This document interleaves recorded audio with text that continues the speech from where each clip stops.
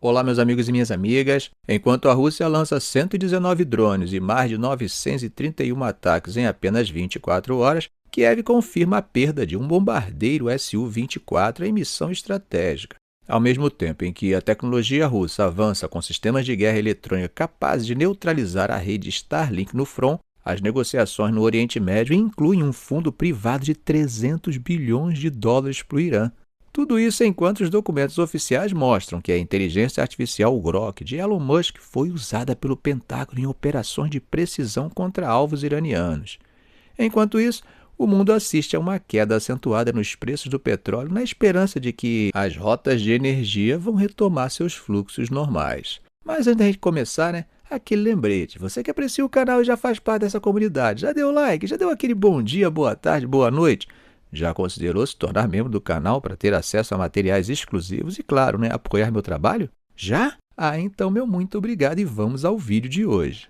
Bom, gente, começando pela Ucrânia, autoridades de Kiev disseram que nas últimas 24 horas os ataques russos em toda a Ucrânia mataram pelo menos 10 pessoas e feriram outras 64. Nesses ataques, eles fizeram questão de destacar um ataque de drone que atingiu uma escola de equitação em Sumy e que vários cavalos teriam morrido. Agora, gente, quando consideramos apenas o período entre a noite de ontem e a madrugada de hoje, a Força Aérea da Ucrânia disse que os russos lançaram 119 drones de longo alcance. Mas segundo Kiev, suas defesas aéreas teriam conseguido interceptar 97 dos drones lançados, mas que 20 dos drones que escaparam atingiram 11 locais diferentes e que os destroços dos que foram derrubados atingiram outros 6 locais. O governador Vadim Filashkin disse que na região de Donetsk, 4 pessoas morreram e 18 ficaram feridas. Ele falou que a cidade de Sloviansk foi a que mais sofreu, com 3 mortos e 8 feridos registrados por lá. Em Kherson, o governador Oleksandr Prokudin falou que 2 pessoas morreram e 11 ficaram feridas e que os ataques atingiram prédios, casas, uma fazenda, além de um gasoduto. Já em Zaporizhia, Ivan Fedorov disse que 1 pessoa morreu e 14 ficaram feridas e que a região, sofreu 931 ataques russos contra 50 localidades só no último dia. Dnipropetrovsk também sofreu com as ações russas. Nessas ações, 3 pessoas teriam morrido e outras 3 ficaram feridas em consequência de mais de 40 ataques com artilharia e drones. O governador de Kharkiv, Olesy Nerubov, disse que sua região foi alvo de ataques russos que utilizaram mísseis, bombas guiadas e vários tipos de drones. Bom, gente, mas tem mais. A Força Aérea Ucraniana informou que eles perderam um bombardeio Su-24. A aeronave militar caiu na região de Khmelnytsk na noite de ontem. Bom, eles disseram que o acidente aconteceu por volta das 7 da noite, enquanto o avião fazia uma missão ali no centro-oeste da Ucrânia e que, infelizmente, o piloto e o navegador morreram. A aeronave pertencia à 7ª Brigada de Aviação Tática, que fica baseada justamente na base aérea de Starokostantiniv, naquela mesma região. Agora, gente, eles não disseram se o bombardeio foi derrubado, Apenas afirmaram que as causas e as circunstâncias da queda estavam sendo investigadas. As autoridades afirmaram que a equipe de resgate e a polícia trabalharam no local e que não teve nenhuma vítima civil por causa do acidente. Os pilotos que morreram foram identificados como o Major Bohdan Zakharuk e o primeiro-tenente Bohdan Babenko. Em nota, a Força Aérea prestou condolências às famílias e disse que eles defenderam o país até o último suspiro. Bom, mais cedo, moradores da região relataram uma explosão no distrito de Chapetevka e chegaram a postar imagens do local da queda nas redes sociais. Algumas pessoas até acharam que era um jato MiG-29, mas a informação oficial confirmou que era um Su-24. Esse modelo é um bombardeiro tático de origem soviética, que tanto a Ucrânia quanto a Rússia ainda usam bastante. Bom, gente, agora indo para a linha de frente, o think tank ocidental ISW relatou que os russos fizeram um ataque combinado na direção de Sloviansk, usando tropas motorizadas e mecanizadas com o tamanho de uma companhia. Imagens geolocalizadas que foram publicadas ontem mostram as forças russas fazendo um assalto com 1 tanque, 3 veículos de combate, 5 carros, 28 motocicletas e até 50 soldados a pé perto de Zakhytny. Eles disseram que houve resistência das forças ucranianas. Um batalhão de sistemas não tripulados da Ucrânia, que atua ali na direção de Sloviansk, disse que as forças russas estavam avançando por 2 rotas diferentes, uma saindo de Platonivka em direção a Zakhytny e a outra indo de Siversk em direção a Krivaluka. Bom, gente, falando um pouco sobre tecnologia de guerra, o especialista em segurança Sergei Trukachev disse que o sistema de guerra eletrônico mais novo da Rússia O voo na Cupol Garante está mostrando uma eficiência bem alta nas operações do Exército. Ele explicou que esse sistema foi desenvolvido para bloquear as comunicações via satélite Starlink, que a Ucrânia usa, né? Alguns veículos de mídia já tinham falado que as tropas russas estavam usando o voo na Cupol Garante para atrapalhar a Starlink na zona de conflito. Durante sua fala para explicar os detalhes técnicos, Sergei Trukachev falou que precisa ficar claro que o sistema não desliga o Starlink propriamente dito, mas que ele deixa atordoado um satélite específico durante todo o tempo que ele está voando por cima da área onde o sistema está operando. Segundo Trukachev, isso tem se mostrado uma medida de sucesso para combater as comunicações via satélite em operações táticas locais, e a eficiência é alta porque eles bloqueiam com segurança as frequências que o inimigo usa. O especialista também chamou a atenção para o fato de que o sistema normalmente é formado por 8 antenas parabólicas. Ele disse ainda que o voo na Cupol Garante é um sistema que pode ser atualizado e modificado, e que ele pode ser até montado em cima de equipamentos militares. Bom, gente, atravessando o Mediterrâneo, né? A declaração dos líderes do G7 descreveu o anúncio de um acordo Estados Unidos e Irã para encerrar a guerra no Oriente Médio como uma oportunidade histórica e um avanço. Veja a declaração assinada pelos líderes do Reino Unido, Estados Unidos, França, Alemanha, Itália, Japão e Canadá. Abre aspas.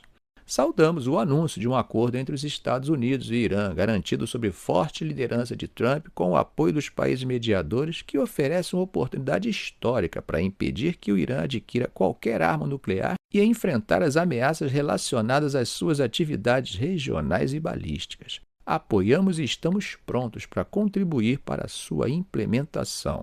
Fecha aspas. Também acrescentou que a iniciativa liderada por Reino Unido e França pode ajudar a reabrir o Estreito de Hormuz ao tráfego marítimo, mas alertou que mais negociações são necessárias para enfrentar as ameaças representadas pelo Irã na região e além. Em um comunicado conjunto emitido antes, líderes do G7 pediram um cessar-fogo imediato no Líbano. Abre aspas. No Líbano, apoiamos, por meio de um cessar-fogo imediato e robusto, os esforços da liderança libanesa para alcançar o desarmamento do Hezbollah e o monopólio das armas, e para proteger a integridade territorial e a soberania do Líbano com as apropriadas garantias internacionais de segurança. Fecha aspas. Mas Trump disse que o acordo com o Irã não é definitivo e ameaçou voltar a atirar em Teherã se eles não se comportarem. Bom, falando com repórteres na cúpula do G7, antes de se encontrar com o presidente egípcio Abdel Fattah el-Sisi, ele disse o seguinte, abre aspas, não é definitivo, é um memorando de entendimento, e se eu não gostar, voltamos a atirar neles, lançando bombas na cabeça deles. Se eu não gostar, se eles não se comportarem, voltamos a jogar bombas bem no meio da cabeça deles, ok? Porque eles se comportaram mal por 47 anos. Fecha aspas. Bom, gente, mudando de assunto, mesmo estando às vésperas da super quarta, em que o Fed e o Bacen vão decidir os rumos das taxas de juro, os preços do petróleo continuam caindo, devido às esperanças de retorno à estabilidade nos mercados globais de energia por causa da assinatura do acordo quadro para encerrar a guerra. Bom, depois de subir mais de 50% durante o conflito, o preço do petróleo bruto na tarde de hoje na Ásia estava apenas cerca de 7% mais alto do que antes dos Estados Unidos e Israel lançarem seus ataques ao Irã. Tamas Varga, que é analista da PVM Oil Associates em Londres, disse em um comentário que o prognóstico imediato, ao que parece, é otimista e não prevê retrocessos muito grandes. Ele continuou falando que, abre aspas, nas últimas 4 sessões de negociação, o Brent, por exemplo, caiu 17 por barril. Um voto perceptível de confiança de que o pior, pelo menos no que diz respeito a interrupções no fornecimento, já ficou para trás. Fecha aspas. Bom, é uma visão bem otimista, mas nem todo mundo concorda com ele. Wanda Arya, que é fundadora da provedora de análise de mercado de petróleo Wanda Insights, sediada em Singapura, disse que, embora o anúncio do memorando de entendimento dos Estados Unidos e Irã tenha trazido alívio aos mercados, a parte mais difícil de cumprir as promessas ainda está por vir. Ela falou ainda que a queda do petróleo bruto é totalmente movida por sentimentalismos. E veja só o que ela disse ao final, abre aspas, o mercado está se antecipando à possível reabertura do Estreito de Hormuz e provavelmente precificando o melhor cenário possível para a normalização dos fluxos, o que significa que os possíveis contratempos da logística até as tensões geopolíticas renovadas não estão sendo devidamente consideradas. Fecha aspas. Ou seja, gente, o mercado está otimista, né? Mas a realidade pode ser um pouco mais complicada.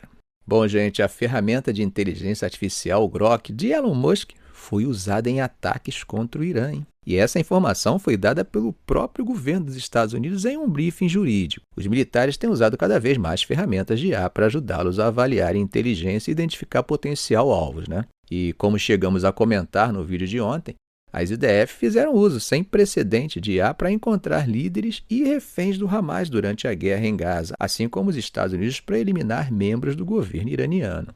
Bom, no parecer jurídico, que tentava demonstrar a importância da manutenção dos sistemas de energia que sustentam o IA, promotores federais apresentaram depoimento do chefe de IA do Pentágono, Cameron Stanley. E nesse depoimento ele afirmava sob juramento que o Grok já está em uso no projeto Maven, o programa militar americano de mira assistida por IA, que inicialmente foi impulsionado pelo modelo cloud da Anthropic. Os sistemas inteligentes Maven do projeto permitiram que as forças dos Estados Unidos implantassem mais de 2.000 munições para 2.000 alvos distintos em até 96 horas durante a Operação Fúria Épica.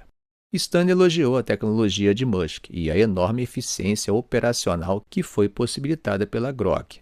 Bom, não sei se vocês sabem, mas no final de fevereiro o governo dos Estados Unidos encerrou seus contratos com a Anthropic, após a empresa se recusar a permitir que suas ferramentas fossem usadas para ataques totalmente automatizados ou para a vigilância em massa de americanos.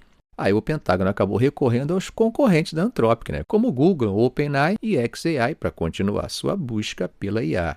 No Google, por exemplo, mais de 600 funcionários exigiram que a empresa não fornecesse IA para as Forças Armadas em operações confidenciais. Outros levantaram preocupações sobre as ameaças da IA, A transição militar dos Estados Unidos para a IA está levando tempo e em março o governo teve que reconhecer que a Cloud, que é a da Anthropic, ainda está sendo usada para a guerra no Irã. Bom, gente, vamos falar agora de um fundo privado de 300 bilhões de dólares que parece que está sendo um incentivo, para que o Irã aceite o acordo de paz. Sim, é isso mesmo, gente, 300 bilhões. Esse fundo, que está delineado no Acordo Quadro Estados Unidos e Irã, já tem mais da metade desse valor comprometido, hein? A ideia é dar um incentivo econômico para os dois lados fecharem um acordo final que encerre a guerra. A existência do fundo já havia sido revelada antes, mas agora ficamos sabendo que mais da metade do valor já foi comprometido e que será composta inteiramente por fundos do setor privado. Segundo fontes, o novo fundo é um veículo de investimento privado, não um programa de reconstrução ou reparações, e não vai incluir nenhum dinheiro ou subsídio governamental. Empresas sediadas nos Estados Unidos, nos Estados Árabes do Golfo, na Ásia, na América do Sul e na África comportaram em comprometer financiamento. Os investimentos prometidos abrangem energia, logística, manufatura e transporte. Agora, gente, Trump reagiu hoje a qualquer caracterização do fundo como um investimento americano. Veja o que ele disse, abre aspas, "Não estamos investindo, não estamos colocando 10 centavos. Fecha aspas. Ele também afirmou que não estava pedindo que os países do Golfo investissem, Um porta-voz da Casa Branca havia citado anteriormente uma entrevista da CBS com J.D. Vance, em que ele disse que o Irã poderia obter acesso a um fundo de reconstrução de 300 bilhões de dólares apoiado pelos estados do Golfo se cumprisse o acordo. Agora, uma fonte iraniana sênior disse que Teherã havia buscado 400 bilhões como compensação pelos danos de guerra aos Estados Unidos, mas que Washington disse que não os forneceria. A ideia do fundo, que se chamaria Fundo de Reconstrução e Desenvolvimento, então acabou surgindo, O mecanismo prevê que os países da região contribuam de várias formas, como na obtenção de empréstimos, estabelecimento de linhas de crédito ou financiamento direto da reconstrução de locais danificados na guerra, incluindo instalações como o Complexo de Aço Mubarakeh, refinarias, aeroportos e, de forma mais ampla, a infraestrutura afetada pelo conflito. Bom, meus amigos, o interessante é que o Irã, que é uma das maiores economias do Oriente Médio, atraiu quase nenhum investimento estrangeiro direto nas últimas 4 décadas, E foi bloqueado dos mercados globais de capitais por sucessivas ondas de sanções dos Estados Unidos e dos países ocidentais. E só para lembrar, o país possui as segundas maiores reservas comprovadas de gás natural do mundo e as quartas maiores reservas comprovadas de petróleo.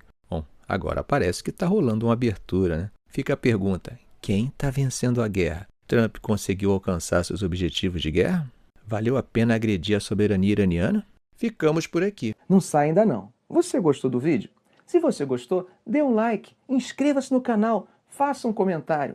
Eu quero saber a sua opinião, ok? Um grande abraço.